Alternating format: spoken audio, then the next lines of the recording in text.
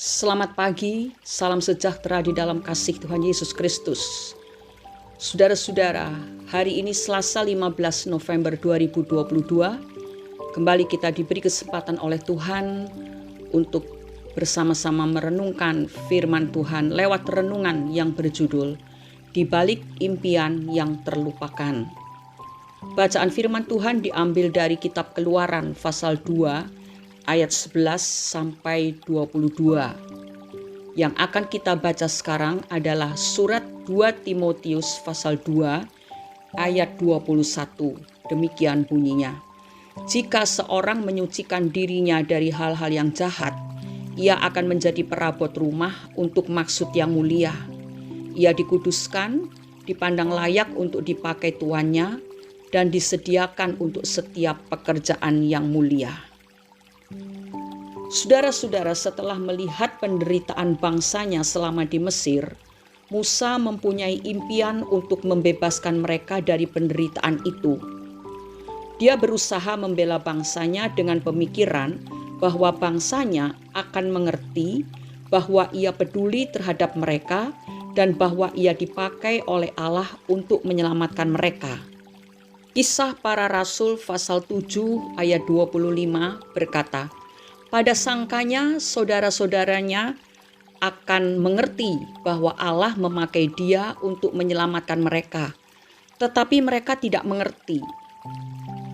Itu sebabnya ia membunuh orang Mesir yang memukul salah satu orang Israel. Tetapi walaupun demikian, orang Israel tidak mengerti niat baik dan impian Musa, sesuai yang kita baca tadi dalam Kisah pasal 7 ayat 25. Ketika Firaun mendengar apa yang telah dilakukan oleh Musa, ia mencari ikhtiar untuk membunuh Musa. Sehingga Musa pun melarikan diri ke tanah Midian. Musa berada di Midian selama 40 tahun dan ia menghabiskan waktunya di sana dengan menggembalakan kambing domba Yitro mertuanya. Tetapi cerita impian Musa tidak berhenti sampai di situ. Allah sedang mengerjakan sesuatu di dalam diri Musa. Allah tidak hanya mempersiapkan dia secara teknis melalui kehidupan di istana dan pendidikannya di Mesir, tetapi Musa juga dipersiapkan dalam hal yang jauh lebih mendasar, yaitu dalam hal karakter.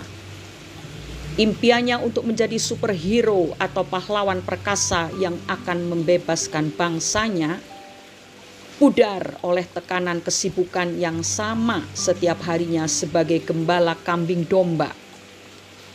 Apalagi kalau ia mengingat-ingat penolakan orang Israel ketika ia berusaha melerai mereka yang berkelahi. Tetapi melalui hal ini Musa belajar sesuatu yang sangat berarti, yaitu bahwa ia bukan siapa-siapa. Ia penuh keterbatasan.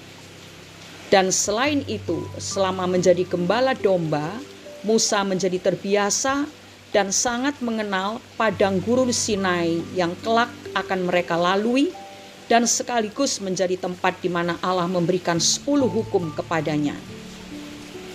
Allah mempersiapkan Musa sebaik-baiknya, sementara Musa sendiri telah melupakan impian itu. Kenyataan ini menunjukkan bahwa tidak semua impian dan cita-cita yang luhur akan tercapai secepat yang kita pikirkan.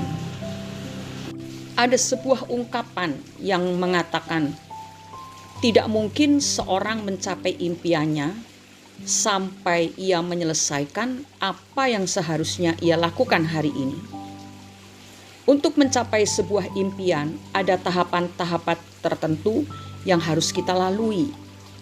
Ada yang harus dipersiapkan hari ini untuk dapat masuk pada hari esok.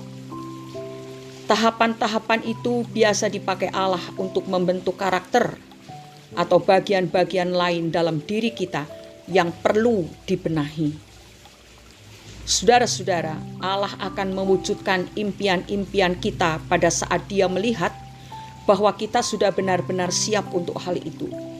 Sebab Tuhan menginginkan orang-orang yang berkualitas, yang belajar mengandalkan Tuhan dan bukan mengandalkan kekuatan diri sendiri. Jika saat ini saudara memiliki impian-impian yang sudah mulai pudar, ingatlah selalu akan pengalaman Musa yang harus melalui waktu-waktu yang panjang sebelum impiannya tercapai. Tetapi melalui semua itu, Allah sedang mempersiapkan dia untuk menjadi pemimpin besar bagi umat Israel. Seperti ayat dalam 2 Timotius pasal 2 ayat 21 yang telah kita baca di awal tadi, maka hanya orang yang mau menguduskan dirinya dan rela dibentuk oleh Tuhan yang akan dianggap layak untuk melakukan pekerjaan yang mulia. Saudara-saudara, marilah kita relakan hidup kita untuk dibentuk, dididik, diasah oleh Tuhan. Oleh sebab masih banyak hal-hal yang jahat ada di dalam diri kita yang harus dibersihkan dengan cara Tuhan. Mari kita relakan hidup kita supaya kita dipakai untuk melakukan pekerjaan yang mulia. Mari kita berdoa. Bapa di dalam surga, pagi hari ini kami membawa diri kami menghadap hadirat-Mu yang Maha Kudus dan bersyukur oleh karena kasih setia-Mu yang besar tidak terbatas dalam hidup kami. Kami berterima kasih karena Engkau sudah berbicara pada kami agar kami mengoreksi hidup kami masing-masing. Sebab kami tahu Tuhan mengasihi kami dan Tuhan mau memakai kami untuk mengerjakan pekerjaan-pekerjaan yang besar sebelum Engkau datang kembali untuk kedua kalinya. Seringkali kami tidak menyadari keberadaan kami. Kami merasa diri kami aman-aman saja. Kami merasa diri kami baik-baik saja. Tetapi sesungguhnya masih banyak hal-hal yang menempel di dalam hidup kami yang tidak sesuai dengan kehendak Tuhan.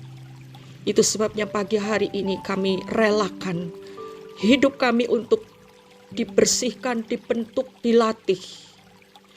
Lewat apa saja yang Kau mau lakukan dalam hidup kami. Kami mohon kekuatan lewat kuasa Roh Kudus yang selalu menyertai kami. Dan biarlah setiap firman yang kami dengar, yang kami baca, itu menjadi kekuatan. Sehingga kami tetap berdiri sebagai seorang prajurit yang siap bertempur di medan peperangan iman ini dan menjadi pemenang.